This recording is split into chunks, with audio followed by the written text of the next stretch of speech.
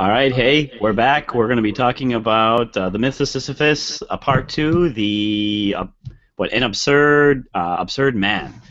And before we start, I just want to do a little activity thinking about life in general, in maybe the style Camus thought about it. One of my hobbies, I don't know, it's kind of a strange hobby I have, is I love intro to philosophy books. I love just to collect and read, and whenever I go to the bookstore and I see an intro to philosophy book, I love to flip through the pages. I try to buy as many as I can. And recently, one of the ones I bought at the bookstore was this one. It's the Philosopher's Book of Questions and Answers, and all it is just it starts and it starts a topical, and then they ask you a question. You have to write out your own answer to it. Then it comes up with a philosopher's take on it. So you compare your answer with the philosopher's take on it. So actually, there is a section on Camus, and the first two questions we've already answered the first two questions. We're going to complete the last question together on air.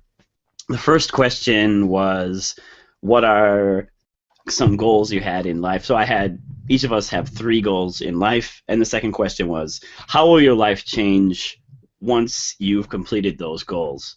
So first, let's just share what some of our goals are and how you think your life will change after you've completed those goals. Who wants to go first? Or I'll just go first if nobody else is all good. Oh, well, I'll go first then. Sure. So mine were, wow, it's already sounding absurd when I say it out loud. So really, truly, three goals in my life are: number 1, I'd like to write a book. As absurd as that sounds, I really would. That is a goal in my life, to write a book. Number 2, I'd like to travel around the world, especially to Greece and hopefully Germany. And number 3 is I would just like to continue studying philosophy, especially forever. Those are my 3 goals. And I want to maybe it'll get all confused if we list how we'll feel. So I just want to list for each one how I think my life will change. So after I write a book, already, okay. Yeah, we'll just put them together. Otherwise, it'll just get all confused. After I write a book, I think I'll definitely feel a sense of accomplishment, and hopefully I will affect others' lives too. I hope in a good way. After I travel, I feel like how my life will change. I'll have a wider view on the world, and I'll just have new experiences. I think it really is just legitimate just to enjoy the experience, but I hope my view of the world is broadened too. And how will I change this? By continuing studying philosophy? I think philosophy will edify me. Hopefully edify me, and continually make me a better person. So those are my 3. Okay. Do you want to go depressing and then hopefully hopeful? Oh, hey, yeah, let's go depressing. Oh, okay, cool. All right. Maybe I should just do mine though, Jesse. Sorry, because mine are so pathetically when this wasn't even planned, but I feel bad now, because okay, I'll just list my goals. You're gonna be like, it's like we're doing reruns already, and it's already 2 minutes in, right? My 3 goals are: write a book, study philosophy for the rest of my life, and the last one I changed it. I was an all nice guy. I was like, well, hopefully make my wife happy in some significant way. That was my 4th one, actually. I wrote 4. That was my 4th one. And with write a book, the reason why is, like I said, if you'd feel fulfilled, as if you hopefully made some kind of contribution to society and continued the discussion of truth. I guess the book would be like a philosophy book, right? Why would I study philosophy? So that I can live my life clearly, fuller, and kind of more in touch with what's really going on, and make my wife happy. What happens when that's end? That can't ever end. Actually, it just simply continues forever. How would I change afterwards? I think I'd again feel like I had contributed to someone's life positively in some significant way that I care about a lot. And that's it. So sorry if they're pretty much the same ones, although that wasn't planned at all. Jesse, do something original, please. Hey, this is what. Okay, I said I was hoping you had something a little more uplifting because I don't want to end us in despair or absence of hope. And that's good. That's good. Yes, mine are to either retire or die before 60. Either one is acceptable. Either Wow. is acceptable. Okay. Wow. To never become a burden on my daughter, Mm-hmm. and to never see myself become obsolete.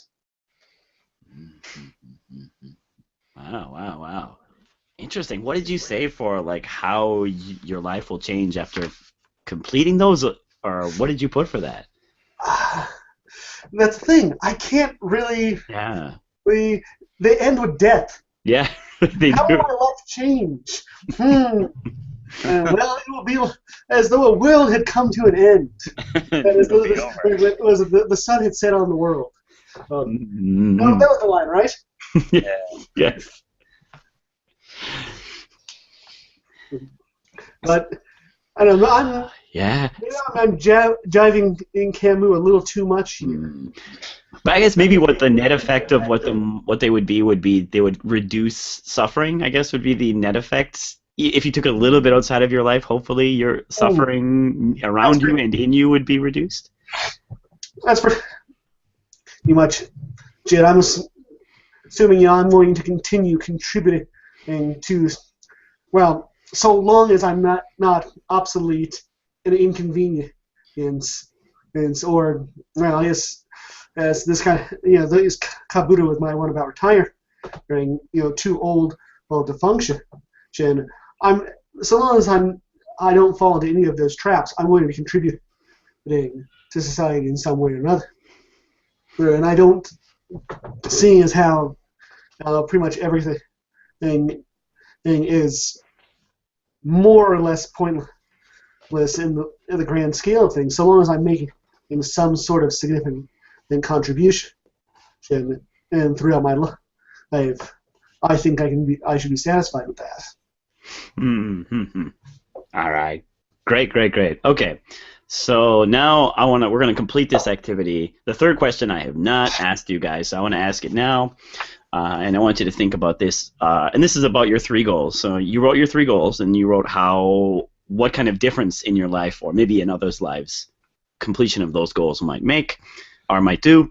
So the last question is this: for each of your goals, what difference will they have made to the world after you have passed away and a couple more generations have lived and died? None. So for all of yours, all of yours will go to 0, right? Pretty much. Okay. My existence ends with me. Okay. Yeah, for mine, I don't know. I had to be really humble. To write a book, I wrote maybe some. Most likely, I mean, if I like most authors, I will fade into nothing. I hope so. Some, and then for traveling, yeah, that's gonna disappear with me. And my continued study of philosophy, well, yeah, might disappear with me. Hopefully via my interaction because of that. Maybe. It's very optimistic to say anything would be left after a couple generations, though. Of course, so yeah. That would go to 0, I think, too. Yeah, it's going to get at the very most, it's going to get eventually diluted down to almost 0. Almost. After a couple generations, yeah. Right. You'll influence your son. He'll influence other people and his kids. But your influence will slowly be diluted to practically nothing. Yeah, and I'll also remember, like, a couple generations already means like 2100. Yeah. Like, it'll be the year 2100. And God knows, I mean, what the Terminator movies have taught us is that the world sucks at 2018. Yeah, right.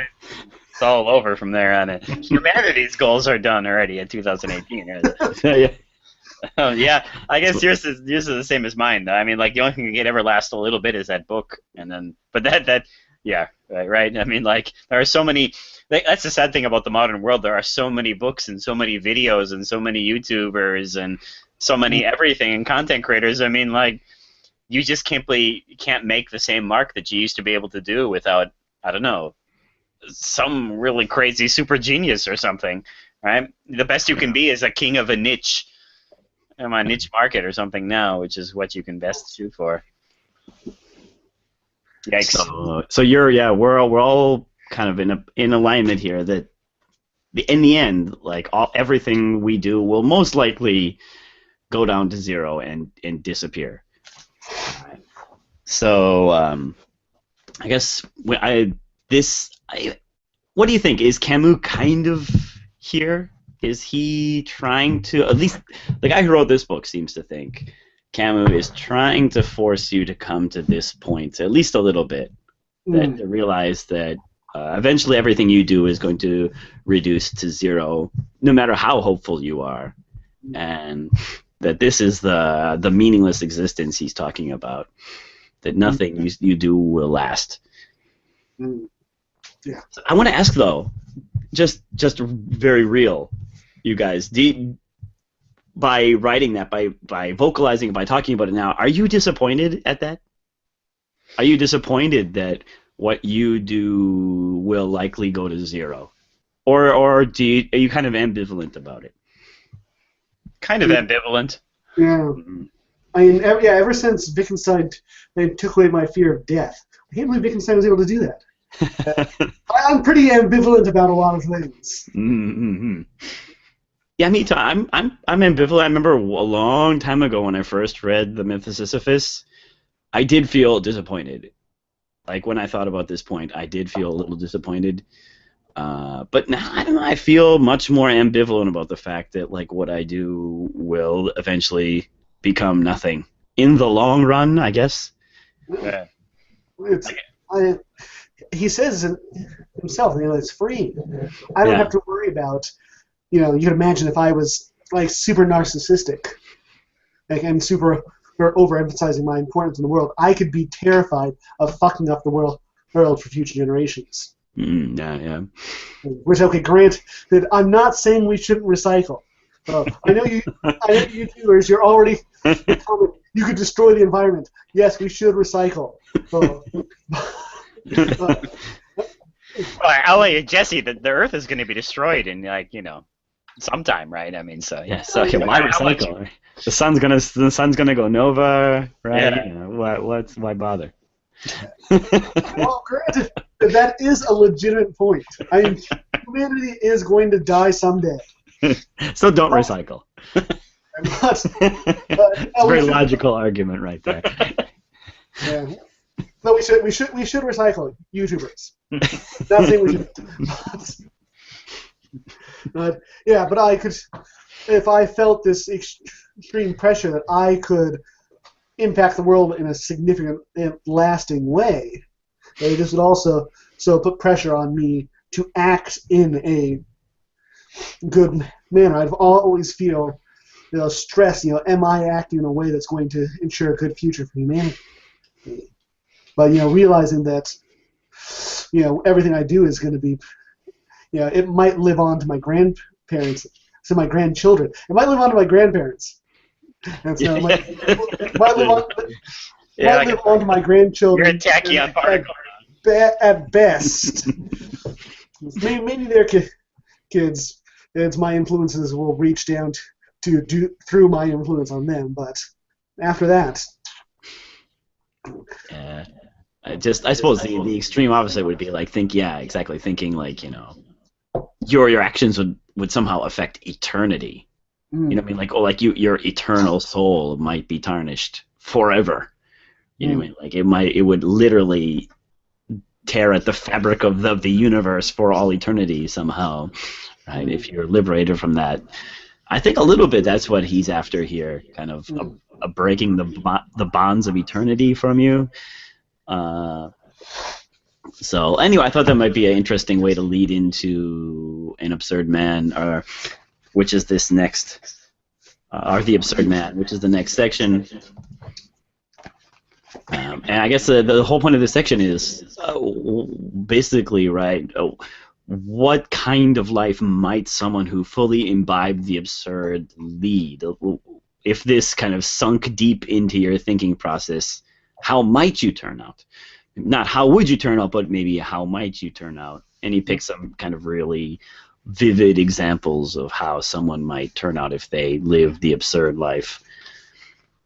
Yeah, I don't know. It's really kind of strange what he's picking out here, because they're not moral examples. He goes out of his way to say they're not moral examples. They're not something you should do. He calls them kind of charming lives. Yeah. I guess, like, in other words, something that someone that's fully indoctrinated into this would see as, I don't know, intriguing or a good representation of the real, I guess. Yeah, or maybe just like a really vivid extreme example, Mm. right? So you can really tease apart how the absurd has affected this person's life.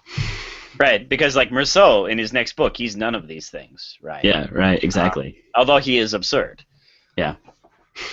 So you can definitely be absurd without being these extreme examples. And, I don't know. You want to jump right in there? I thought what was really interesting in the beginning was when he talks about in his world where everything dies and there's nothing left for future generations. I mean, I don't know. I thought it was telling that within the first couple of pages, he's already basically dismissed morality. Yeah. I mean, basically, he said the only real kind of morality he recognizes is the kind of decalogical kind of commandment from God form, and of course, he doesn't believe in that, so that's outright rejected. And then he deals with consequentialism, and he says, well, all consequentialism is a bunch of justifications for your actions. And he's like, well, what do I need to justify myself before? There's no rules or laws binding me in any significant way. Mm. So, in a strange way, morality, or at least ultimate morality, is just gone. I mean, there's no significant morality. There's no morality that doesn't touch life somehow. In other words, whatever morality is left, if there is any, it is life-serving life, is what he liked to repeat in this one, right? I mean, It's got to be kind of almost directly related to living in some way, right? And then he says something really significant here, which he says, there may be responsible persons, but there are no guilty ones. Yeah. Right? And it says he restores remorse to its futility. So for the absurd man, there is no guilt and there is no remorse. I believe we've heard this somewhere before. I give you a hint. Some guy named Walter Kaufman read an entire book about that. Yeah. About basically how useless guilt and remorse really are. I guess guilt before a god, or guilt before some kind of, I don't know, metaphysical law, simply does no use, is no use for life, right? And Camus, I think he doesn't go in depth here. He just dismisses it within one page, but it's already just thrown out right in the beginning, right? I thought that was interesting that morality was dismissed in the first 2 pages. Yeah, me too. About that, I don't know. I had as I was reading along, I was kind of like, again, like I'm happy you said, like in some kind of huge sense, like the eternal moral structure of the universe or something. Okay. But like, if we're taking it any lower than that, like I think it's really problematic to say the things he does in this section. Like, there's like even equating ethics to a system of rules. That's problematic. Even that's problematic to say ethics is a system of rules. Really, well, maybe if you have some kind of deontological system, but like you could just make more complex rules if you think they don't match up with reality. Consequentialists don't have rules sometimes. They look at consequences. Okay. I even found it. How does a consequentialist justify themselves ultimately? Ultimately. So if you're going ultimately, right? I don't have. How do they? Right? I mean, ultimately, what does a consequentialist ask of you to ultimately justify his claims upon you?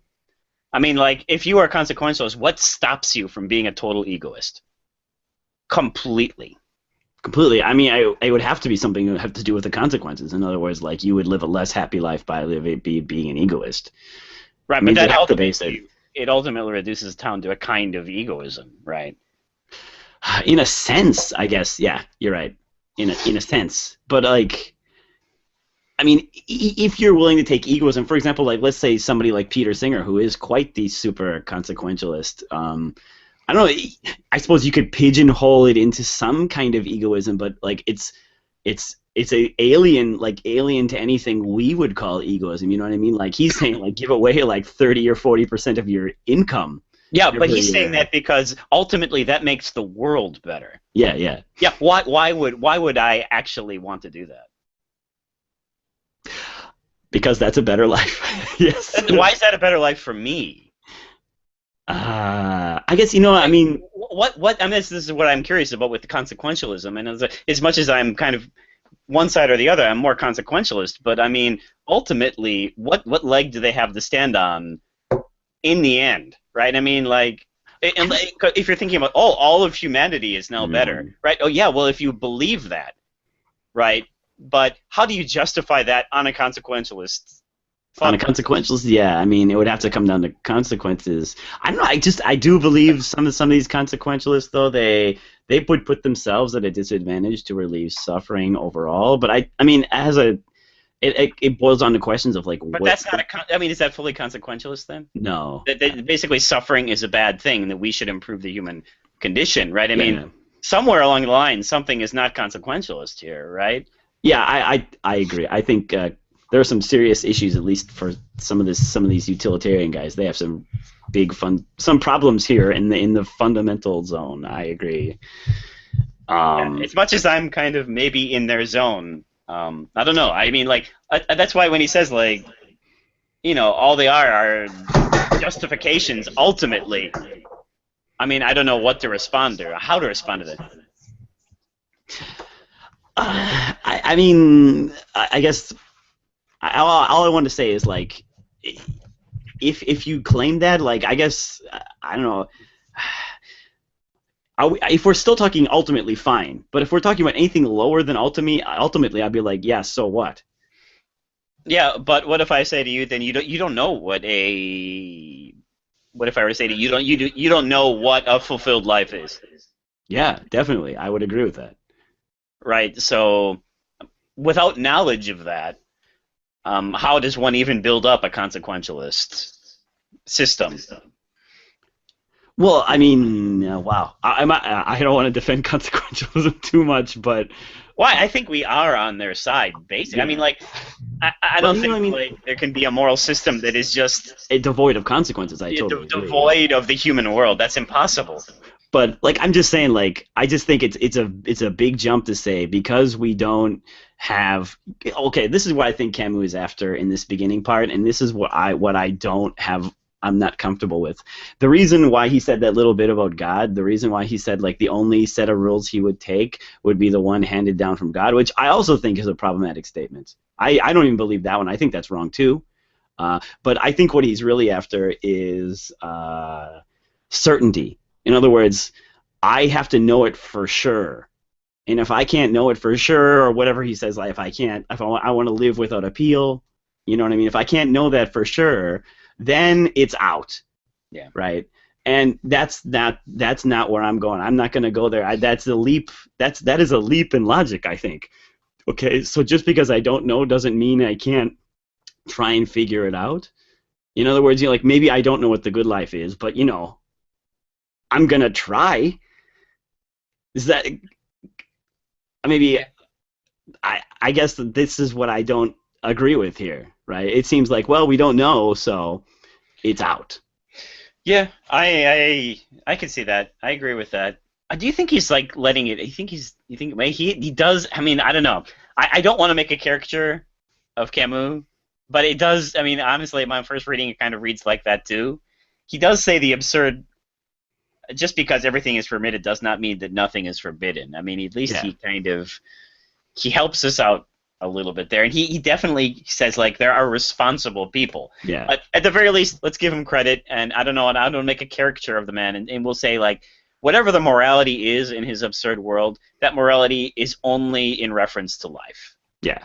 Definitely, I will definitely give that. Like, and There's you're right. No deontological anything here. Yeah, I will give him that. And in that respect, guilt really has nothing to do with life. Yeah.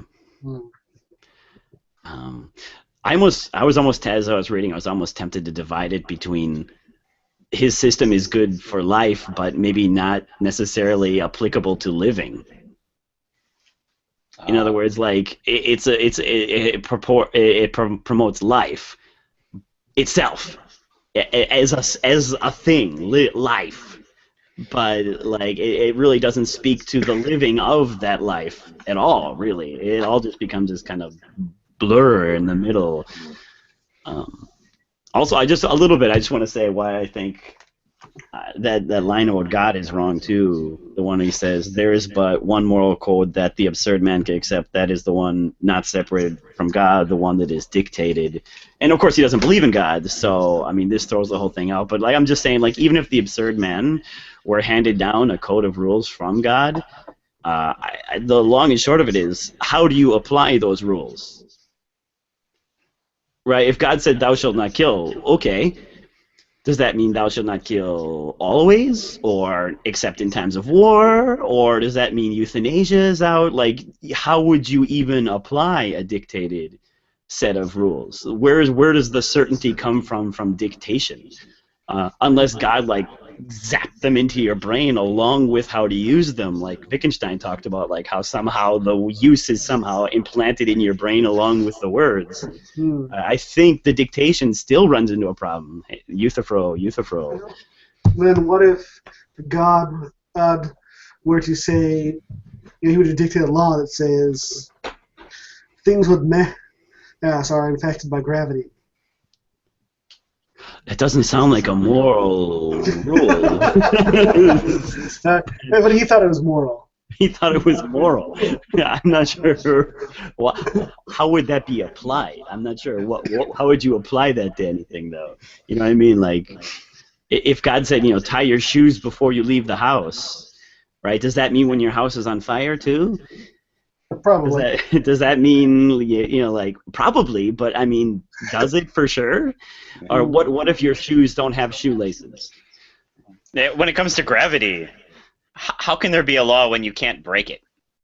Well, if we were to make, let's say, hey, we're in Mega Man world here, and we were to make Gravity Man. Okay. But he's still using gravity. Yeah, but he's But the point is, God would be mad at him. No, okay. Yeah, but what if God made a very, very thick manual? It wasn't just like 10 Commandments stuff. It was like 1,000-page manual over each commandment,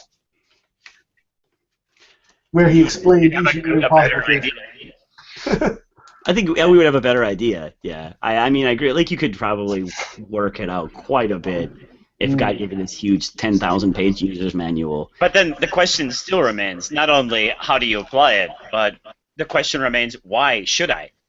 Yeah. I mean, that question cannot be answered by a book of rules that anybody hands you. I mean, the question always has to come back to, why should I do this? Mm-hmm. And only you can answer that. Yeah. Well, I guess the only answer we give, at least in the God case, I suppose in even the societal case as well, is because it would reduce your suffering. If you break God's laws, you go to the fire. If you break human laws, you go to jail.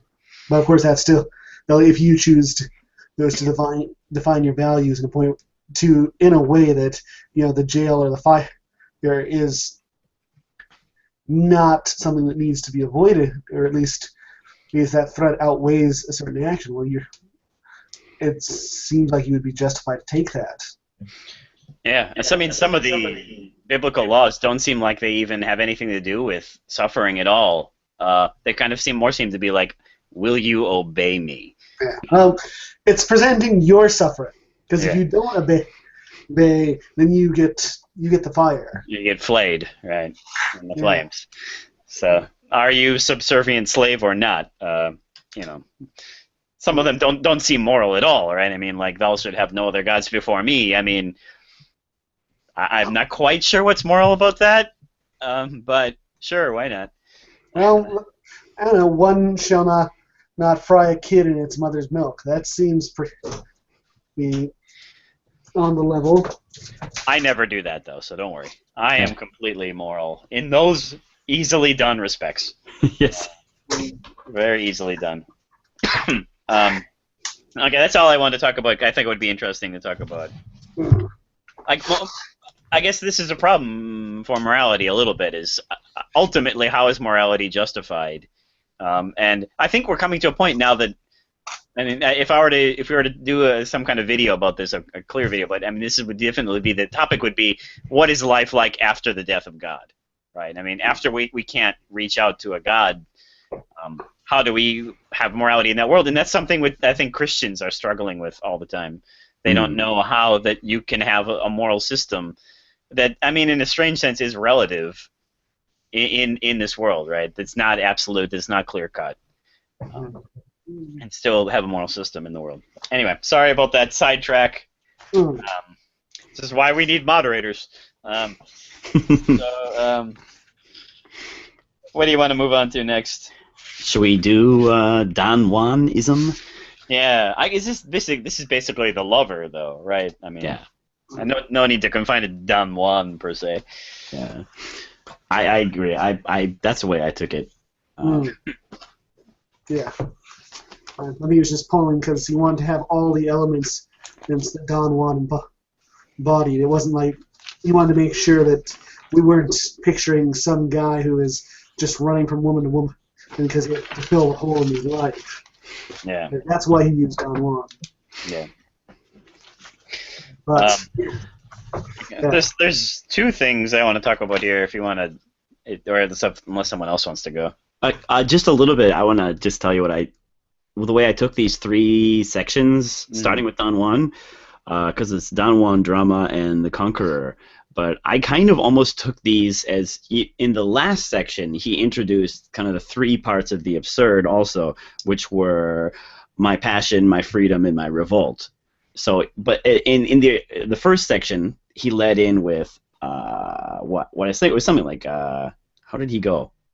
Revolt, freedom, passion is how he wrote the last section. And then this section jumps in with passion, freedom, revolt, ending with the Conqueror. I think he just flipped it for the next section. So I don't know. I personally think he picked Don Juan because Don Juan is an example of absurd passion, although he has the other qualities of the absurd too. But the most vibrant quality of the absurd in him is the absurd passion. The next section, the drama, would be the most vibrant absurd quality would be the freedom. And the last section, the Conqueror, the most vibrant absurd quality would be the revolt. So I think we're starting with absurd passion on a large scale here.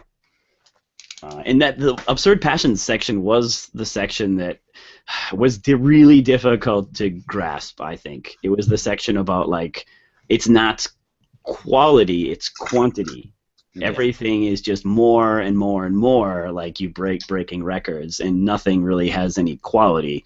And I kind of like his choice of Don Juan here in this sense, in the way he tries to talk about Don Juan's life, not in terms of quality, really, per se. Where that's where he starts off the section, and I think that's why he starts it with the Don Juan. The woman says, "At last, I've given you love." But Don Juan laughs and says, "At last, no, but once more," right? Because every time he's getting the same quality. He's just getting more and more and more. It's every time it's love again. He's loving with his whole heart every time. How do we fit that into what I thought was another interesting part of this, which was his dissection of love? I mean, basically, he doesn't go so far as to say directly, but he kind of basically says, let's just be nice to him and say there is no one love. There is no one kind of love. That every one of these mixtures of feelings that we're calling love is always different at every time. And the compound is never the same for each person. And like the absurd man does, he never unifies when he can multiply, which is, I don't know, some kind of quote from an alien being or something. But, so I get what he's saying, is he's multiplying love, but it's the same feeling, and yet it's never the same. How do we kind of bring these two together? I'm not quite sure. I don't know. I was thinking about this too, but I think it's got to be something along the lines of well, I'm sure this pen is factory produced. Yeah. We talked about the pen before, and I want to bring back my pen. I'm sure this pen is factory produced. However, if we get really down to it, probably there are no other pens from that factory exactly like this one. And if I were observant enough, if I looked close enough, I could find all the little details that separate this pen out from all the other ones. I think the absurd man is somebody highly aware, highly aware, so aware of the details that he says it's kind of a lie. I think he's on his mind. It's kind of a lie to say this is just another pen. That's just a lie we're telling ourselves for convenience. But the absurd man is very highly aware, and he would be the man looking for all the little different qualities inside of this pen that make it different from any other one. Would that qualify as not as a pen? I don't think so. But I get where he's going with this, though. I really do get where he's going with this. There is something in this pen that escapes the concept pen, or escapes my conception of a pen like this. It's always more than what I'm saying. It's like Ortega said, like my concepts are ironic, right? There's something ironic about when I say that this is a pen. There's more to it than that. And I think that's what Don Juan sees in love, too. Actually, I kind of saw it as like playing video games. Say, just pick your video game, Mega Man 2. So, for example, well, a lot of people, well, they sit there and then they play through Mega Man 2. They beat Mega Man 2, and they say, okay, cool, I'm done with this. Anytime if I were to boot this game up again, I'd just be doing something I've already done. Whereas the people who really get into one game, people who replay one game over and over again, who master it, realize that each playthrough is still a unique and different experience. Even if the elements are the same, you never get the same experience twice. So, whereas your average lover, where of course they're appealing to the eternal because perhaps they're buying into this eternal sense of everlasting love. They're also thinking, okay, hey, I've played love to the end now.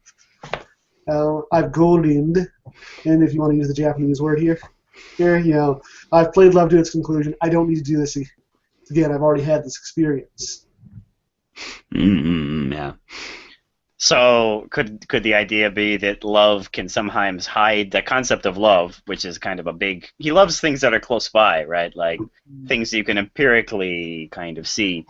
Could that concept of love almost be hiding the uniqueness of each experience, and that's what he's also warning us against, that these kind of abstract, unreal concepts hide you from the truth here too?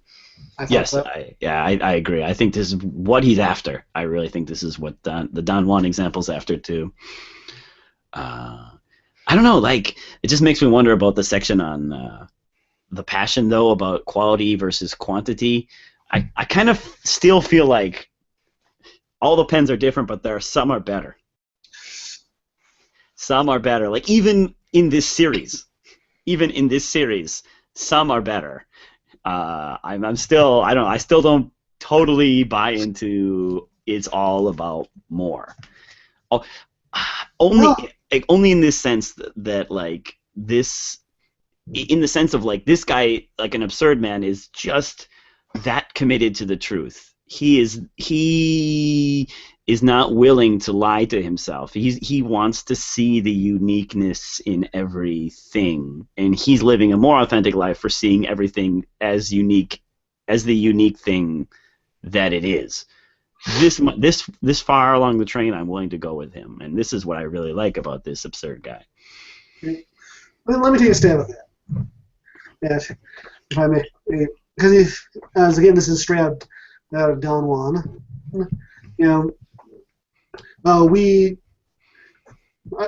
person who wants to have his one eternal love there, he wants to have that because he wants the highest quality of love, the woman he in love with his whole heart.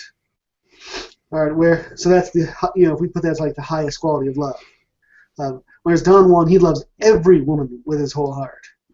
So because he's absurd, he's able to not qualify things based on this eternal ruler and have the maximum quality of love with each love. So if we accept this as to be true. And I realize I'm making a couple of leaps here. But if I we like accept where that, then then the only way you can have more is through more quantity. Yeah, but it is predicated on maximum though, which means there is a minimum and a lower. So there is a standard, right? There's a lower somewhere, right? There is a quality in there for it to be maximum. That would be the non-lucid love, basically. I guess so. Like, but is all lucid love maximum quality love? I don't know. I hope we're not jumping because this brings me in. I kind of want to bring in drama a little bit here. Maybe if it's mixing things up a little bit, but if we want to rope that in, I suppose we could. I think this fits together with kind of an issue I would have, like with. Well, let me just take one small section out of the next section, drama, and put it back into this one. He mentions in the next section how the traveler is much like the actor or the drama guy, and he says that because the traveler drains something and is constantly on the move. Again, I really want to follow him as far as I can go along this. However, there is something the traveler cannot do, and as we living in Japan, I'm sure we know the traveler to Japan does not understand this place the way someone who lives here does. The traveler most likely has a rather superficial view, and the only thing you can do to get a real deep view is to live here. Am I wrong? In other words, if the traveler is just soaking up this experience, but like the length of time or the amount we put into it changes the experience, doesn't it? I'd agree with that, definitely. Yeah. So, like, for example, I'm not knocking Don Juan here. Don Juan sounds like an amazing guy, but like you know what I mean? Like, I wish, because Don Juan is kind of like a Superman in love, right? But I mean, like, it seems like maybe Don Juan or maybe somebody else would be able to get higher by putting more time into it. I mean, this is a point Robert Salmon wanted to make too about love, that like your love might flourish over time. There might be some things you can only get out of love by extending it over a certain length of time. Some qualities of love, maybe not all of them, like the kind of doki doki, like your heart's pounding, the stuff like Jean-Paul Sartre and these guys like to talk about, that you can get, but like some of this longer level stuff, this longer quality stuff, this like intertwining of identities that comes with love, that stuff can't come out of a quick relationship, or at least you can't. It would take like a Superman to pull that kind of stuff out. Like, and maybe Don Juan is that Superman, but I just don't think anybody else could besides him. I just thought that Don Juan was just taking that doki doki part. That was it. Okay, if we're just doing doki doki, if we're just doing heart pounding, like my face is flushing when I see you, okay, I'm gonna give Don Juan all that, and maybe I'll give Camus at that point then, if we're just talking about that. But if we're expanding love to anything beyond that, it gets problematic. Yeah, I mean that also comes of seeing different kinds of love, though, doesn't it? Yeah. I mean, isn't the problem, one of the problems that we're even having here is that people put love is such a broad concept that it grabs this, heart-pounding moment combined with this old couple that's been together 50 years, that's relaxed and friendly together, and they've shared all their life together, and they put those two experiences in the same place, right? And they say, here they are, love, right? And it's just a bunch of confusion, right? Yeah. But I don't know. Again, I don't want to knock this too much because I think one of the big points here is like the fact that the word love, people might get deceived by the word love and thinking like that love is one thing that can't be different from the way it's normally conceived, and like, well, that's not love. That's a man and a man. That's a woman and a woman. That can't be love. These we do need to break, but like this stuff I'm talking about, like identity over time and the quality of love increasing with time, perhaps this stuff I don't want to throw out either. So. And yeah, that still doesn't get around the fact that we are conflating so many different things. if we were to like separate, I don't know, let's say like lust from what do you want to have a word for this lasting love? Throw out a different word. Certainly, if we separate those two concepts out. Yeah, I mean, I'm sure we could draw out some stuff. I mean, it just, yeah, I don't know. How far are you willing to go with this pulling stuff apart? Like, I guess like the funniest thing that I found in this passage, which I love, and this should be like written high on like billboards, is this part, for the love we are speaking of here is clothed in illusions of the eternal. As all the specialists in passion teach us, there is no eternal love but that which is thwarted. yes, that's a really great passage. I agree. So in other words, that's how Leonardo DiCaprio can have this eternal love in Titanic, right? Because he died, right? I mean, it's the love that never was that is forever, right? There's nothing that can make it fall apart. I mean, there's no like day after, right? Like, that's why the stories end with the wedding ceremony, right? But they don't show the next 20 years of bitter fighting and petty squabbles and, I don't know, smelly breath and hair and whatever else you're going to see that doesn't fit with love, right? So at the very least, we're talking about like at least this part of like how we're just chunking off one part of the relationship here, and if we want to save that part, it's got to be just cut off, right? We just don't know what to make of the rest of it, right? It's just not there. And I thought that was a really, really Me great too. one. Maybe my favorite part in there. Yeah. All right. So we just bring in drama now. Yeah, let's go to drama. Drama was like basically like an actor, right? Like, or maybe living many roles. He saw like somebody who lived many roles passionately as kind of an absurd man. I took this section not straightforwardly though. Maybe let me just tell you how I took this section and see if you guys disagree with me.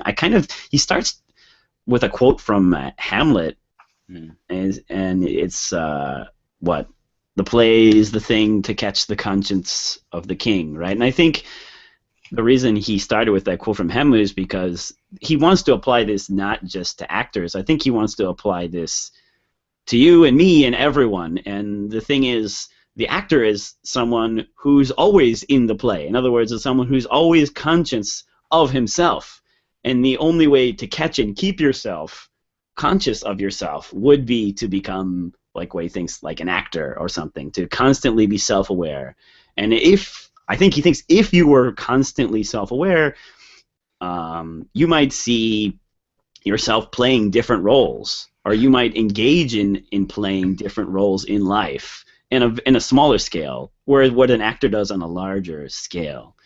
Like different parts of you are born and die, and identities are fluid and changing sometimes. In this situation, I'm one person, but in another situation, I'm a different person. Yeah. I think this is what he's after, don't you think? On a small scale? But ultimately, like, that actor knows, in the end, every one of these is just a role. Yeah. Right? He's never deceived to the point where he thinks, I am a king. Yeah. I am a prince. Yeah.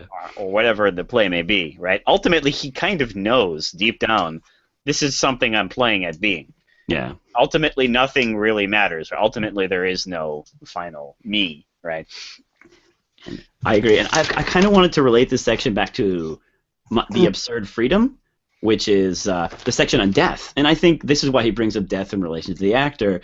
The actor goes on stage, plays a role for 3 hours, and that guy dies, right? In other words, that actor is fine with that. That death has kind of set him free. All of his little mini identities, these little roles he play at, come on stage, act fully, they act their passion out, live a whole life, and die in 3 hours. And then we're back to the next one, back to the next one, back to the next one. Everything's fully embraced this death that's going to happen on stage with your kind of Shakespearean-style actors, right? I think he really loves this image, too.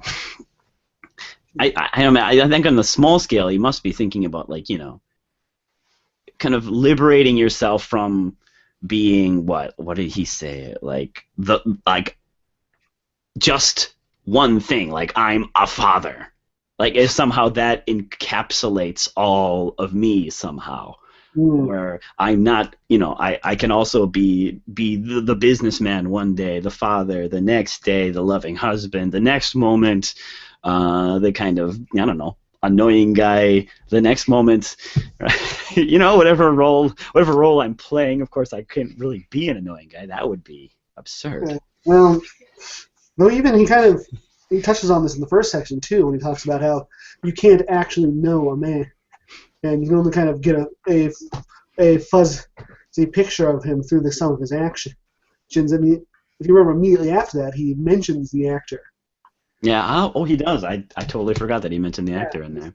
Says, to say that I know an actor here from one role would be absurd, but if I say I can kind of understand him after watching 100 roles, those that seem to have some. So, think that if we could go this back to playing the roles in life, you say maybe I never really seen any of you at work. Let's say for whatever reason I'm going to Berlitz to get English lessons. Yeah. It's like, okay, I know Justin standing in front. The Berlitz teacher, but I don't really know Justin. So maybe I've seen Justin. Part of him. Yeah. Though after I've seen Justin in 100 roles or whatever, and however many roles in your life you feel sufficient, Justin the friend, Justin the philosopher, Justin the husband. So then after I've seen enough of these roles, then I kind of have a picture of what Justin is. Mm. I still don't know what Justin is in its entirety. Mm-hmm. I like that. I wonder, sometimes I wonder, is he saying there would be a core element left over, or is he even embracing something even more radical, which would be like maybe no core element per se? I think he, just basically in the context in which he mentions the initial remark. True, yeah, it feels like there's a core element, doesn't it? I thought it felt like there's no core element. The whole first section, well, not the whole first section, but a lot of it is kind of like destroying these precept concepts and whatnot. And it feels like this is also because we want to believe that there is a self. There is this me. There's something that is me. And it seems like he's trying to say, really, no, you can only know yourself. You can even only know yourself through your actions. Mm-hmm. I may not think I have a short temper, but when I'm always getting angry, there's something that has to be considered there. So some kind of really deep metaphysical self, something that somehow it guides or controls you. This is the self you would kind of want to, that you would have to be somehow aware of, whereas you're really not. Yeah. The only deep metaphysical self is the negative self, right? Isn't it not? I mean, that he really wants, right? I mean, ultimately. No, it isn't. Oh, okay. I'm sorry, it's being my negative self. Okay, that's right. I mean, ultimately, when you realize that everything is meaningless, or everything is meaningless, you're not trapped in any one style of life, because you see the futility that is that life, and you kind of jump from life to life to life, right? But the core that remains between each one is the knowledge of the futility of it all, right? Yeah. So again, the same point I made before, this is why I was going to mix it up, but I mean, and this is where he brings in the traveler. I mean, on a large scale, okay. On a small scale, no, I think. If he's comparing it to the actor's life to the traveler, okay, I mean, the same comparison can be made here too, right? Me getting into one particular role for longer has benefits, that the same benefits that living here has to being a traveler. And the guy who plays Iago for 15 years is going to be better at Iago than the guy's on his first run. Yeah. And, I mean, both of them are going to die, but One of them's gonna die a better Iago actor. That's for sure.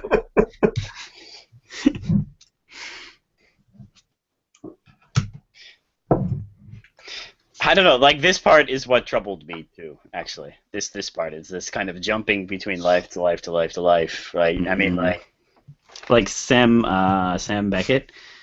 Like Quantum Leap. Yeah. But there was a Sam Beckett, right? Yeah, that's true. There really was a guy there that kind of jumps. I mean, like, it's in these parts that I kind of feel like it does kind of start becoming like Kierkegaard's ironic man, right? Yeah, the living poetically. The living poetic man, right? That when he realizes that everything is basically vanity, he jumps from life to life to life, but ultimately his life has no content at all, right? I mean, like, all it is just a play acting at several different things. And ultimately, he's unable to do anything, right? He's unable to really, really experience anything because nothing has any grip on him. Nothing is real. Nothing. It's going to sound weird. It's going to play right in maybe Camus' hands, but nothing is meaningful in any way. Nothing carries or continues. I mean, like, the question always starts to become, why would you even bother? Yeah. Like, why would you jump from life to life to life then if none of this is worthwhile in any way, right? It has any kind of meaning. And then Camus is going to have to come back to me and say, well, it's the revolt, right? And I don't know. I mean, this is what my ultimate question is. Like, I don't know. Can you revolt and still can the revolt be enough of a motivation, the pure kind of rage at an imperfect universe? Is that what is enough to kind of let you play act at all these different lives and be anybody you want to be? Is that going to carry you through? I mean, ultimately, I would just see this guy burnt out at the end. Yeah. I mean, like, in the same way that I'd see the Don Juan just burnt out at the end, like those guys that do the pickup artists or whatever, right? They just keep on picking up girls so much that they don't even care anymore. They don't even bother. They just curl up and kind of die. Yeah. I don't know. How does he answer that question? I'm not sure. We haven't gotten to the end yet. So, I mean, I know how he answers it, but... This gets really difficult for me. I wish he were sitting right here and he hadn't died in a car crash so I could ask him, like, why... On what level are you speaking sometimes? I mean, it almost, like, as I was reading this, I was almost thinking about, like, the drama is like just a guy who plays a lot of video games. Yeah. You'd be like, okay, one day I'm a plumber, the next day I'm a woman combating Metroids, and the next day, you know, I'm a metal man who likes rock music, I guess, right? And then like every day you're switching and switching and switching. So yeah, it's really awesome, but like, you know, I mean, I played a lot of Mario in my life too. I don't know. I really. What does that gonna amount to as far as my identity, or you know, like, you know, I mean, it's entertaining, it's fun, but is you know, that alone, me switching from game to game to game to game, that would just end up me being a shut-in, right? Kind of a weird shut-in, and that's how it would end. Yeah, oh, please, Jesse. Yeah. Well, he might come back and say, okay, what's wrong with being a weird shut-in? You only are rejecting that as possible life because you're trying to prescribe some sort of meaning to life. You haven't really drunk in the absurd pill. Yeah, I think that is a problem for me. I have not drunk the absurd pill. I think, I don't know, I just that doesn't work for me. You know what I mean? Like, it feels like unsatisfactory to me. You know what I mean? Like, it would produce an unsatisfactory life for me. Like, so why would I do it? Because it's the truth, he might say. Like, yeah, exactly. But see, then it would just get to an even more fundamental problem. What truth is it? Yeah. What truth are we talking about? And true for who? Well, true for what? Right? Like, what if I were to throw this at you? To put on I pretend to be Camus after only reading like half the book. Like hat. What do you say? Look, you know, right now you're attempting to prescribe some sort of meaning to your life, because you take that believe you've committed philosophical suicide. But when you finally, at some point, realize what's actually going on, that there is no meaning, then you finally are forced by life to drink that absurd pill. Then all you have left is despair. And this is the thing about Don Juan, the aged Don Juan. He knows because Don Juan understands his life because he is absurd. Or he knows old age is coming, and he doesn't fear it. He accepts it.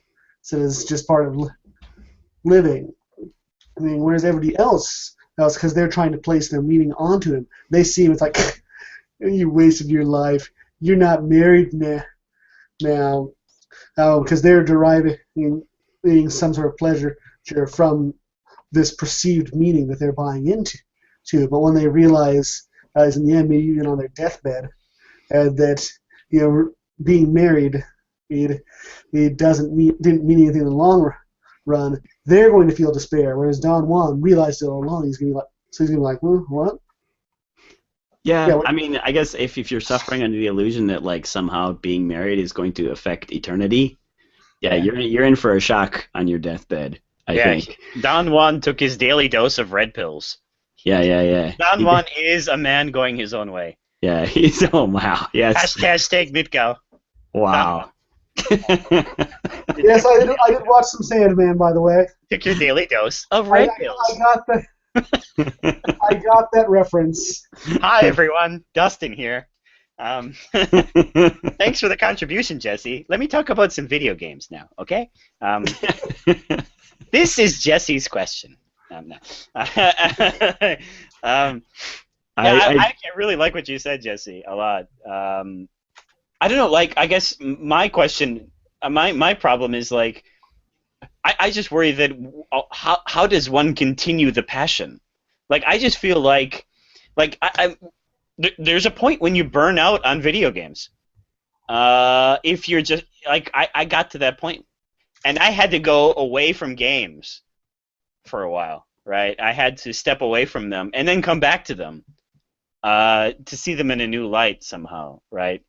And I don't know, like, can you just keep on loving and loving and loving, knowing that it's just that, and only it's just sucked up in its own little world, and it feels like you just burn yourself out.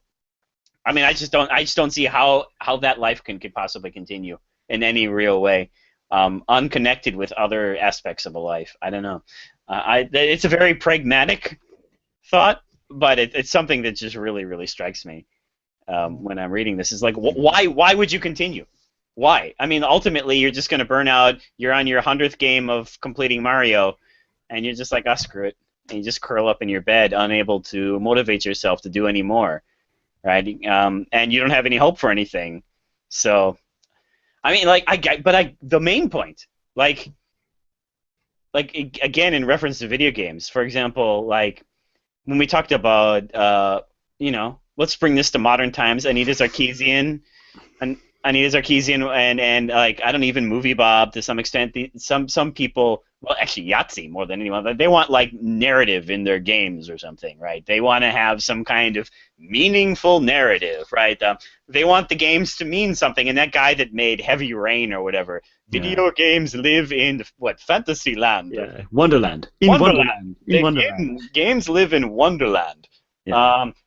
And what he really wants is he wants to be, because he's middle-aged or whatever, he wants to pretend that his games mean something, right? Okay, it's meaningful, right? Okay, and I guess maybe wouldn't it be, if we were to get Camus here, wouldn't he more say, like, you know what the best game is? It's Mario, or it could even be like Pac-Man. Yeah. It would be a game with no story, and it just simply loops again and again, like Qbert or something. That there is no... I mean, what you enjoy of the game is the game. Just like, when you're a pickup artist, right? You enjoy the game, baby. Isn't this what Camus is really on about here? Like, if you were a gamer, and I do think gamer fits this triad here. I really do. The lover, the actor, the conqueror, and I think the gamer could fit here, definitely. And maybe the pure gamer, the really pure gamer, is the gamer that only enjoys the game and doesn't need that story at all. Because ultimately that gamer knows, the real gamer, the pure gamer knows that that story is just ultimately nothing, right? It doesn't mean anything in the long run unless you enjoy the game itself. And that's all that really counts. Maybe he's like this ultimate purist gamer, right? Yeah, I don't know. Like this is my feeling of how Camus would reply to like a gaming. What do you think? Am I kind of crazy in bringing that? Like he would simply enjoy the game itself in the same way that people enjoy simply the love. Yeah. I think Camus, if he were here, he would kind of push for something along those lines, like you said, like a Pac-Man or something like that. I don't know how far I can go with that, but I'm sure that feels like what he's saying. I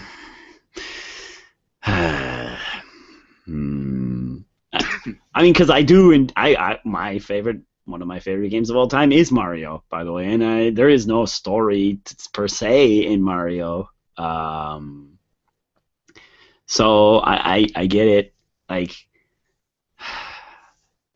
I guess I don't know. Mario gives me a thrill, yeah, when I'm jumping on my mushrooms and eating mushrooms and killing Koopa. It gives me kind of a nice thrill. So, yeah, would it all just amount to that? Just me getting a thrill out of the next thing and the next thing and the next thing and the next thing? I mean, like if Mario were to look out at the screen to you and say, "My life is meaningful," I mean, you might chuckle a little bit. I mean, you have meaningful life. Like you're the guy that's running, and like when he gets to the castle, he has to just do it all over again. And then when you turn off the Nintendo, like he's just gone. Like, and nothing remains. There's no save. Right? It's just gone. Like Mario is gone. That guy that was just telling you how meaningful his life was, it's just gone. Yeah. Yes. Nothing remains at all. But I mean, like, it wouldn't Camus say, "Well, you're basically that guy too"? Yeah, I think he would. I just think, I mean, you're really pushing it to my core disagreement with Camus, which is I think he thinks he's taken the red pill and I don't. Yeah. I mean, and that's just where I'm at. I think Mario is right. That his life is meaningful on a small scale. It could very well be. Yeah. Right? Like, I mean, like that's what it is like. I mean, like, I don't know. Would you have the guts to say to Mario, "You're wrong. You're wrong. Your life doesn't mean anything"? I don't know. It might feels wrong to say that to him too. I think it is wrong. Yeah. No, it seems wrong to say it to him at least. Well, Yeah. I'll meet you there. okay. You know, if a guy says my life is me, I'm not gonna be like, "That's a fucking idiot." You jump on turtles for a living. You're a plumber. One of the worst.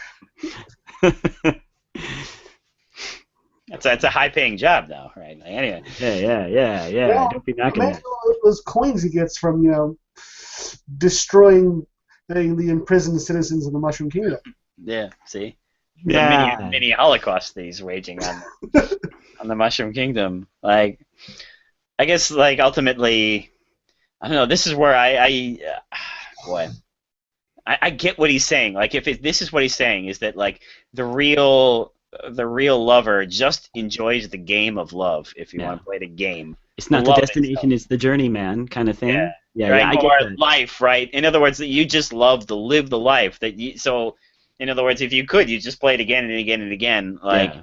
But you wouldn't even care that like it's this looping system, right? You wouldn't care, right? Like, Or that like what you did wouldn't add up to anything. Yeah. Like after 3 or 4 generations, like we said at the beginning, you wouldn't care. There's a kind of a purity here, isn't there? Kind of a pure love of life, like that he's asking for us to have. So basically, you're focusing on the process rather than the product. That's right. And I mean, then yeah, really, he might get behind Mario and say, who honestly plays Mario to save Peach? Not me. Yeah. I play to get to the end. Yeah. Whatever that means, right? Not even for peach. Okay, to get to the end. Okay, then you're Exactly, but that doesn't mean peach, right? That doesn't mean peach. It just means to get to the end, right? Well, then Or maybe I don't even play to get to the end sometimes. I don't even care about finishing. I just like playing sometimes. I literally do just turn on my Wii and I just start playing, and I don't care. I'm not even concerned with finishing the game, actually. No, There's something even more relevant than video games that's like that. It's music, right? Yeah. You don't listen to a song hoping it gets to the end real quick. Yeah. But hopefully a song has an end, right? Even still. That sounds familiar. It sounds like you stole that from someone who's really smart. Who could that be? Starts with an N, I think. I don't know. Yeah. Nitschke? Nitschke? Nitschke? Nitschke? Me. Nee. Me. Nee. Oh, okay. Don't be ripping off Nietzsche. No, we weren't talking about Higurashi. Okay, good. No, not neat. It could have been Higurashi too, except that was a nightmare. Okay. Repeating, right? Okay. Now that starts with an N too. Nightmare. Yeah. Yeah, boy, I don't know. I feel like we need some more time to kind of work this out a little bit more. Where we're finding this difficulty is I feel it too. Like I can't accept this for some reason. There's something that I feel like ultimately on a large scale he's right, but on a small scale, and I don't even. The problem is I'm not quite sure if he's denying it or if he's not. Exactly, that's my problem. I don't know what he's affirming or denying on the small scale. I really don't. If I could hammer it out, what he means, if he really is saying on the small scale, there is no meaning. Or not. I don't know. What is he saying? I can't quite get a grip on it. Because if he would, I'm just going to come around and say, if he's saying it on the small scale, I think he's wrong. But on the large scale, I think we're all in total agreement. Yeah. Oh, yeah. I am in total agreement with him on the large scale picture. But, I mean, there is a big difference between large scale and small scale meaning, right? Yeah, definitely. It's just simply a fundamental difference in even how you live your life. Right? I mean, it makes a big difference if you think it ultimately means something or not, and that changes how you would live your life. Oh, definitely. Definitely. All right, I think we've spent way too much time here. So, The Conqueror? The Conqueror, let's move on. Which is I think, the version of the Revolt, isn't it? The Revolt was the guy who has his lucidity, keeps his lucidity and sees the condition of the world as it is, and here we have the Conqueror who chooses history over eternity, right? Well, I do want to throw out one thing and see what you guys think about it, but there's one thing unique about this section compared to the others. It's in the first person? Yes. And I was curious as to why you think he was doing this. It's almost like, he describes Don Juan in his own word, whereas he describes drama in his own words. But it seems like there's one step more removed in this section, because it's not Camus speaking. It's like, okay, and now I'm going to hand the mic over to the Conqueror. Yeah. You can't trust... It felt to me like you couldn't trust everything the Conqueror was saying to be 100% congruent with Camus' ideas. That's why each paragraph is in the quotation marks. I mean, yeah, we're getting it from the Conqueror's point of view, aren't we? He's like literally conquered the pages, hasn't he? He took them over from Camus and he started speaking for himself, which is kind of a cute twist, I guess. But yeah, you're right. Maybe the Conqueror hasn't seen. I don't know. Maybe he hasn't seen all the way as far into himself as Camus might have. Although I don't know. Yeah, this switch to the first person here. Because that's what boggled me the most about this. Because the one thing the Conqueror is doing is he's making very clear black and white distinctions throughout the entire thing. It's like you either take the eternal, or the real, the cross or the sword. and it kind of made me wonder if whether or not Camus wants to make this black and white distinction. The fact that he did put everything in quotation marks. He's like, this isn't me. I don't know. Like, can I give a depressingly realistic answer? For one, I don't think he found a conqueror in history that he liked. I don't think he could have titled this like Napoleon. I think he had too much of a conscience for that. He despised the Soviet gulags. He felt that there was no cause worth killing for. His famous quote, right? Like, there's stuff worth dying for, but nothing worth killing for. I mean, and this conqueror is almost like there's never been a self-conscious conqueror like this, has there? Like that. This is like, well, ultimately I will end in defeat. I mean, look upon my kingdoms, and tremble, right? I mean, like, this is the most self-conscious conqueror ever, right? That knows ultimately that his kingdom will be laid to dust, that everything he has will be lost, and yet he struggles in revolt, right? He's actually fully aware of the revolt, this conqueror. I don't know. I think he wants to use the image of the conqueror, and yet I don't think he can use any real conquerors because they are generally terrible people. That's a good point. I kind of believe that when it comes to Camus too. I think he would take a stand like that too. He seems like the kind of guy who would do that. Which is why if he was writing nowadays, he would say they like the civilization player. Yeah, right. Or yes. I mean, it'd be harder to feel for him. He said, like, so Adolf Hitler said, no, whoa, Adolf Hitler. Yeah, it's pretty hard to do that. So there's one reason for it, but I don't know. Like, how about this too? Like, that's again a very realistic thing. How about this? The first-person perspective really puts a lot of passion. I mean, like, it's not this objective kind of look through the lover or the dramatist, right? It's a very kind of impassioned plea for the revolt.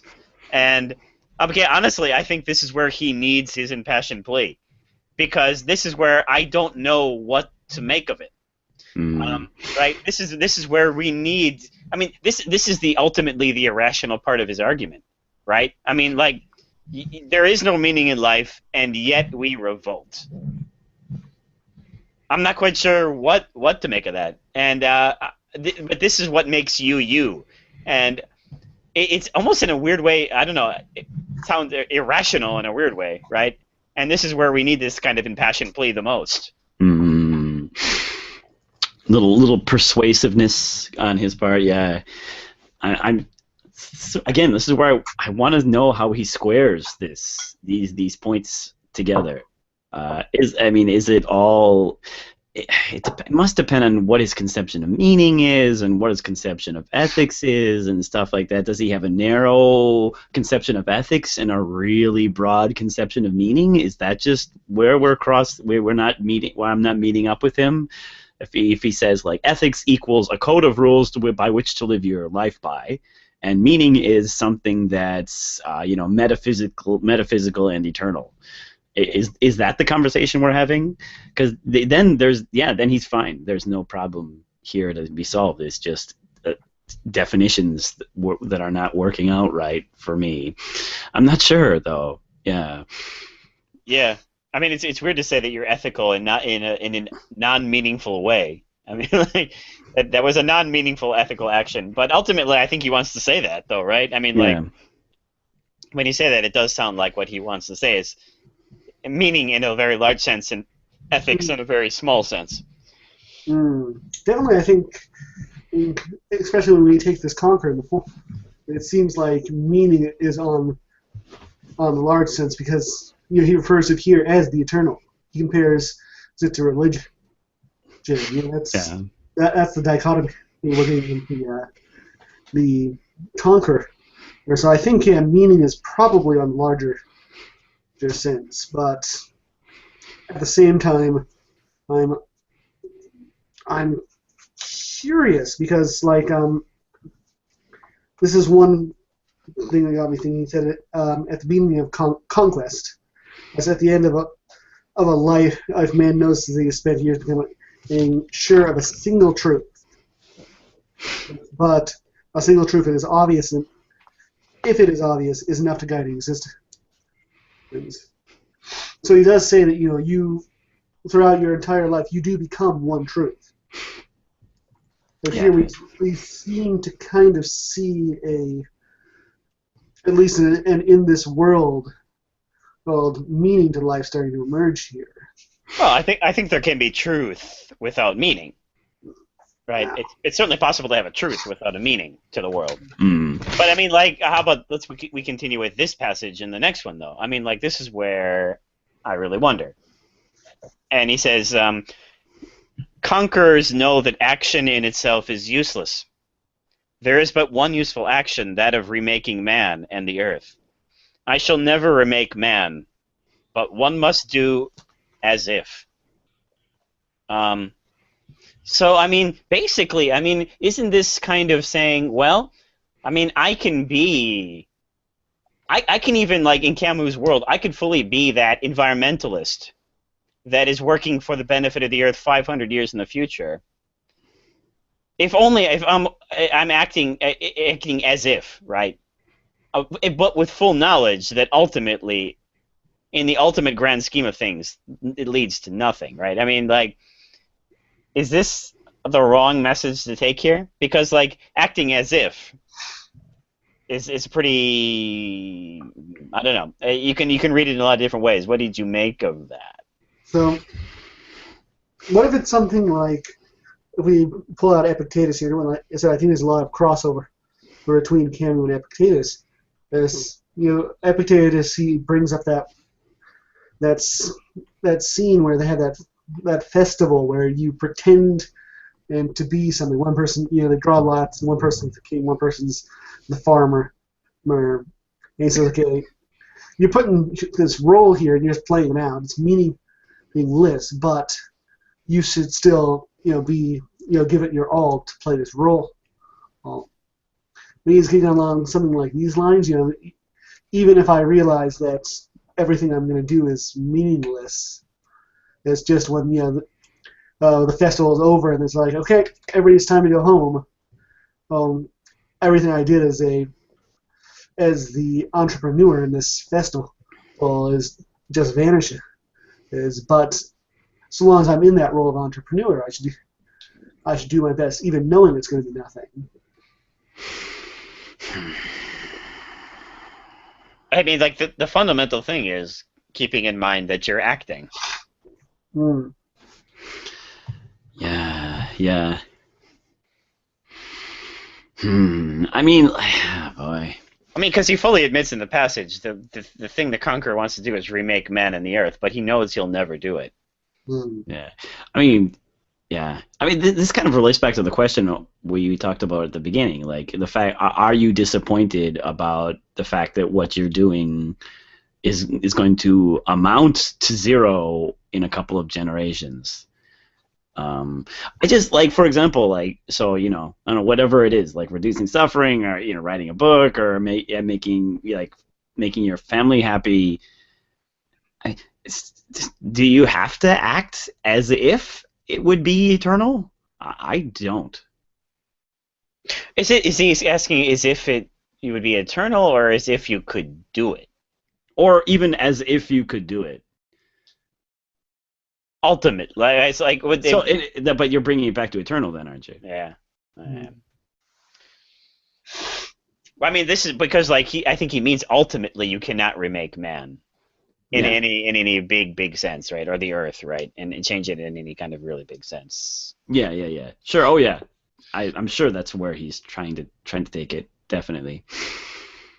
But I mean, that doesn't mean one can't struggle to do that. Yeah. I mean, like, and in a strange, in a small way, you can do that, actually. I mean, we've done it. It's possible. Yeah. Right? I mean, like, this is what I, like, worry about, too, is, like, throwing your hands up and being like, well, it's all about me now. Right? It's all about me, right? Everything is meaningless, throw your hands up. If it's only about my life, so I'll only do projects that affect my life, and whatever dies with me ends with me. So I don't know, I'll just keep it all in the house here, basically. I'll think about for the next 20 years maybe, but that's about it. Yeah. I don't know, but I don't know. Is he suggesting that's not the way the absurd man would live? Good question. I'm just not sure what the source of this revolt is. I mean, maybe we're just crossing hairs on what the word meaningful means. But like the revolt is a meaningful activity. But I mean, like, how about we relate it? How about we take it from a different perspective there? Mm-hmm. And I kind of think he's saying that's not what the well, if I can read him right, he's saying that the absurd man would not be doing this, right? Because the absurd man wouldn't care that he's going to die. It wouldn't depress him because he says, remember in the beginning he talks about melancholy and hope. Yeah.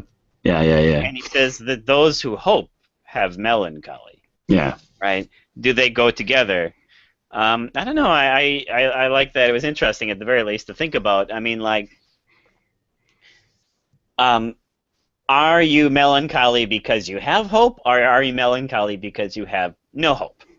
Right? I mean, ultimately, if you go into life, or think about like this teenager that's like depressed about life, right? He's like, oh man, I'm just gonna die. It's all nothing. You're born to die. It sucks. I hate it. Okay, so is he melancholy because life is terrible, or is he melancholy because he expected life to be something else?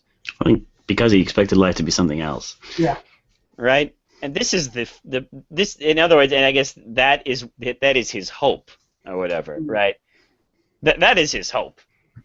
So I guess I don't know. Do you fundamentally agree with melancholy and hope kind of going together in a crazy kind of way? Well, it's kind of like saying, well, you can't fail if you have no goals. Failure and goals also go together. Right, yeah. So I guess if this person, this egoist that I just described, is like, screw it, stupid life, I hate, well, I'm just gonna die. What's the point of it all? It's all for me now. Screw the world. It's all about me. This guy this sounds like an upset man almost, right? A resentful man, and he's kind of upset because it's all gonna end with him. So what's the point?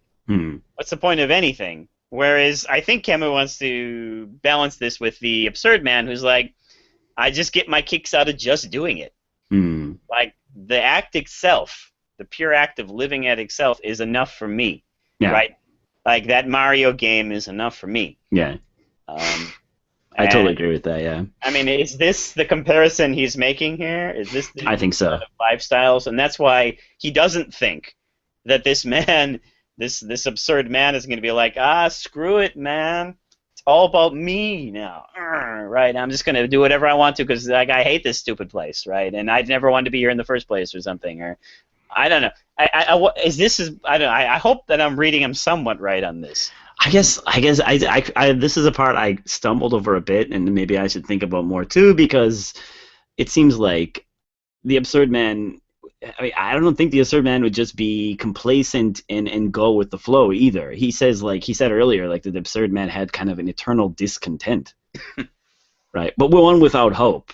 But he had kind of a discontent. So I mean, maybe is that because he sees the opportunity for change, but not in like a large eternal sense, mind you. Ultimately, everything is arbitrary, right? Yeah, for him. Well, I think he might be thinking, this is where this discontent comes in. Maybe, for example, I'm sitting here and I'm going through my daily routine, and granted, this might bite me in the ass when he actually starts talking about Sisyphus. But I'm going through my daily routine here, and I'm just like, yeah, whatever, that's okay. But it sucks, but it's gonna amount to something. And whereas the absurd man is like, it's not going to amount to anything. So, it's multi-night. It's just a waste of time for me to be doing just this. This I should be trying to do more.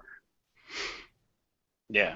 I mean, not to give away the game here, but ultimately we're all kind of like Sisyphus, basically, is what he's saying. Yeah. This is where we're going here. I mean, and we are like Mario. We are like Sisyphus, right? I mean, but he is basically the more pure form of our life. Everyone's life is that. And in the face of that, what do you do? Right? How do you live like that, knowing that you are Sisyphus? You must imagine Sisyphus happy. Yes. Yes. We could imagine Sisyphus happy, I suppose. So I don't know. A lot of this is dangerously close to Kierkegaard's ironic men, though. I really.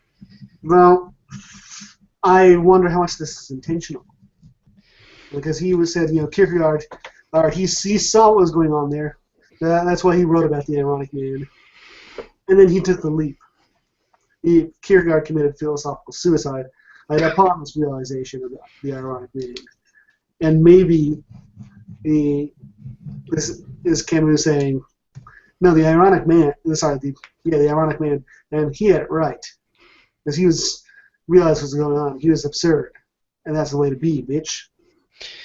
Yeah, but ultimately for Kierkegaard, the ironic man ended up doing nothing. He couldn't do anything because in order to stay above the world, he had to reject every starting point, right? He couldn't be from a certain time. He couldn't have a certain character because every one of these things confines him. He wants to be ultimately the most arbitrary man because the most arbitrary man is the freest man. Yeah. Because for him, everything is vanity. So what's the point of a nation? What's the point of a family? What's the point of a history, right? I don't need any of those things. But I guess Kierkegaard's point kind of was that, well, without a nation or a family or a history or some kind of truth to hang on to, why would you do anything? Yeah, you right? wouldn't. Ultimately, you would just become this dead stone, right? Or you'd become Eric Cartman up in the corner of the screen, just commenting on commenting on commenting or something, right?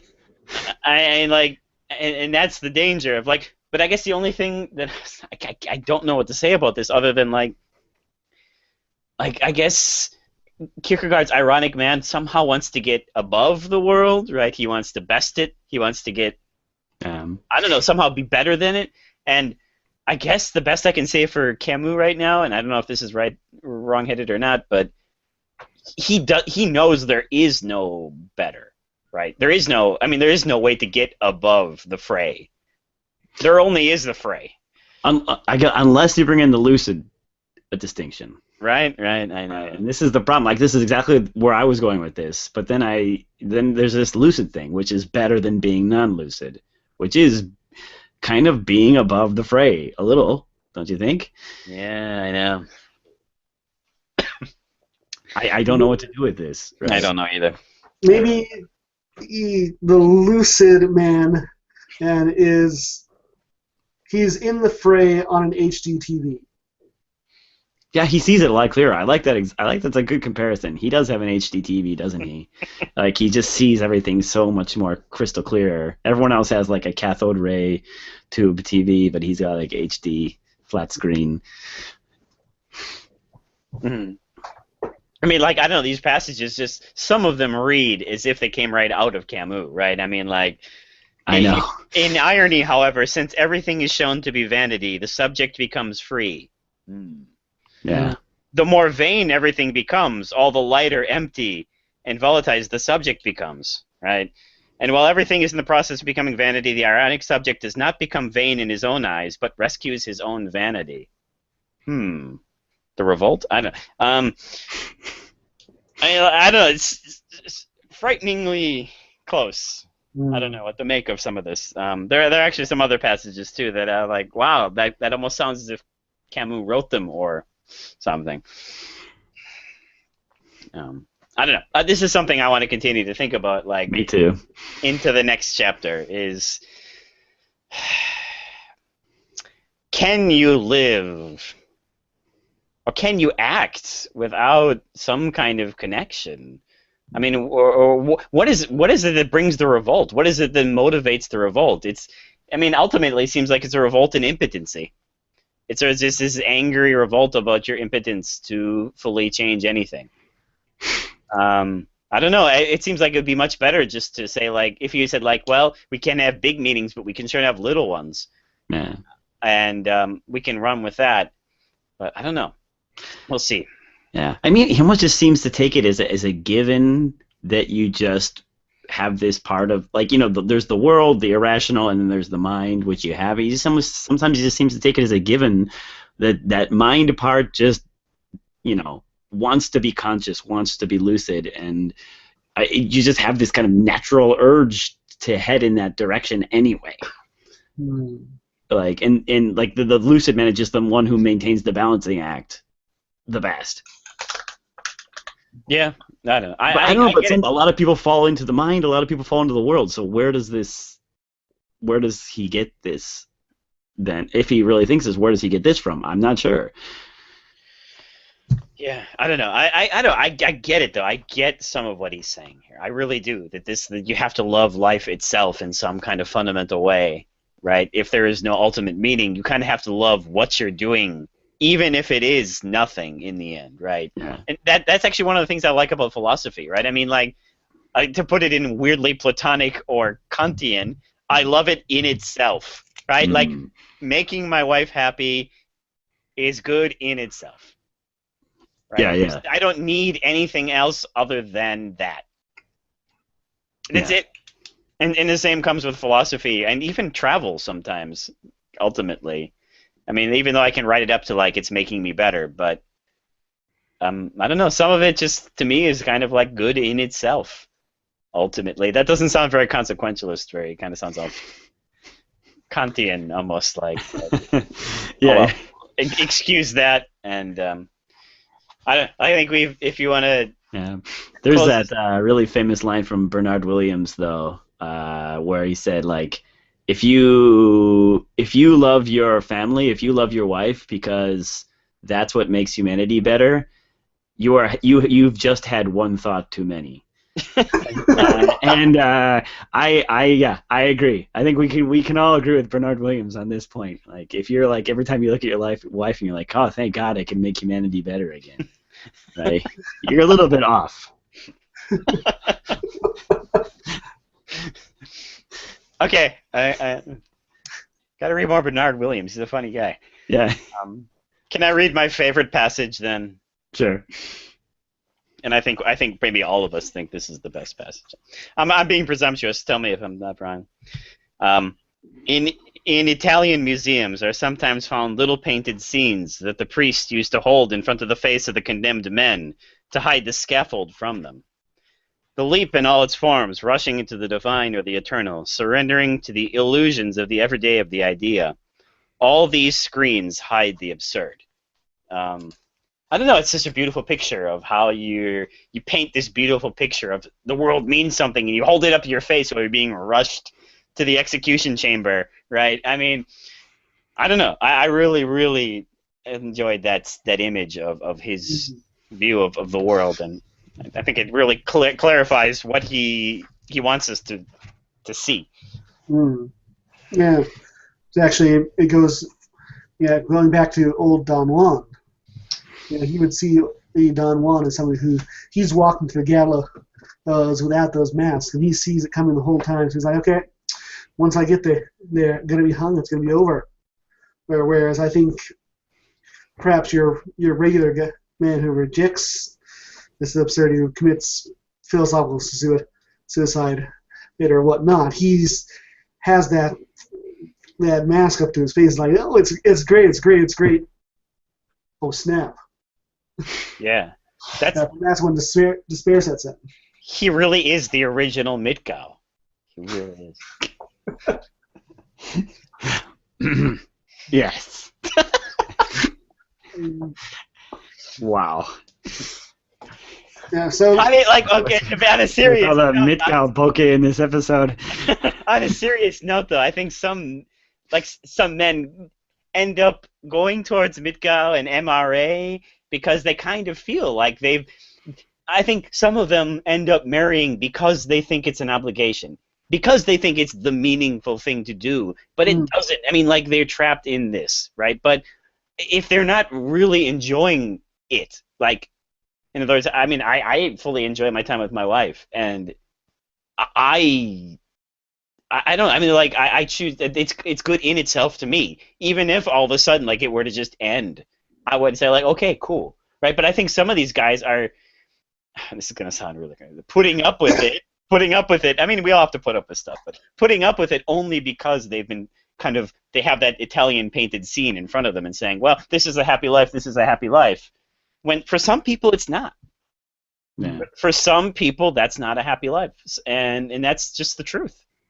Not everyone belongs with the partner they're with, and not everyone should be married.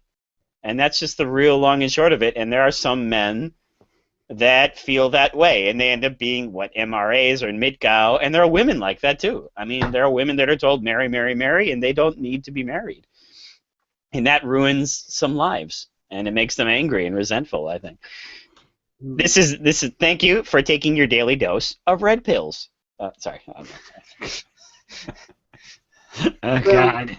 Hashtag Dustin is MRA. Yeah, that's all. I am not.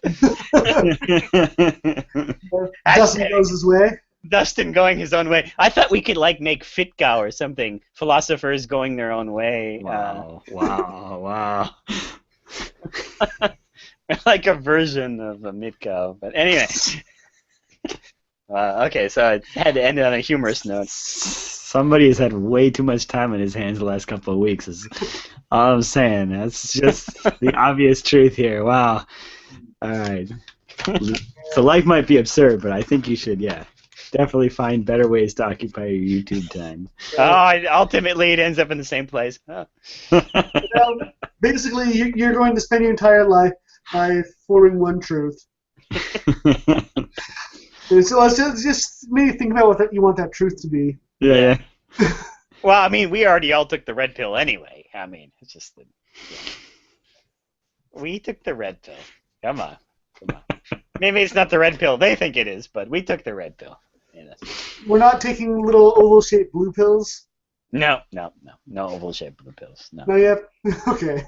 Morpheus did not give us the blue pill. We've seen reality for what it is. Meaningless, empty, but like Mario, enjoyable for what it is. All right, I guess we're going to finish up the book next time, huh? Yeah. And we'll see the myth of Sisyphus finally come in at the very end. Finally, Sisyphus makes an entrance, yeah. Yes. All right, and that's all I have to say for this. Anyone else? Thanks. So how about to anybody who's still with us?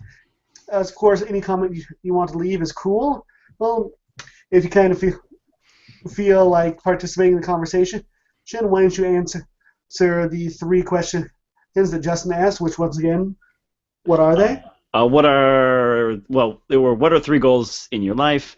Second question was, how will your life change after you've completed those goals? And the third question was, what effect on the world will those have after a couple generations have passed? Cool. Well, we're counting on nothing.